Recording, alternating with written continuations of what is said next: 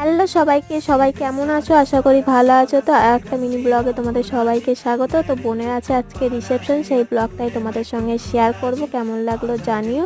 তো এখানে দিদি আর আমি হয়ে গেছি রেডি, আর বোনকে দেখাচ্ছি। তো বোনকে ডাকলাম, আর ওখানে জামাইবাবু দাঁড়িয়ে ছিল। বোন এই যে হয়ে গেছে রেডি। এবার চাপবো আমরা বাসে।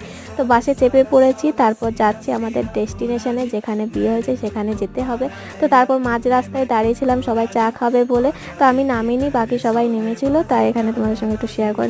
কিন্তু ফাইনালি আমরা বিয়েবাড়িতে পৌঁছেছি। যেতে প্রায় 6 ঘন্টা, আসতে 6 ঘন্টা, 12 ঘন্টা লেগে গেল। কেন লাগলো, কী জন্য লাগলো, সবটাই বড় ব্লগে তোমাদের সঙ্গে শেয়ার করেছি। তোমরা না দেখে থাকলে লিঙ্কে ক্লিক করে দেখে নিতে পারো। আর এখানে এই যে বোন দাঁড়িয়ে আছে।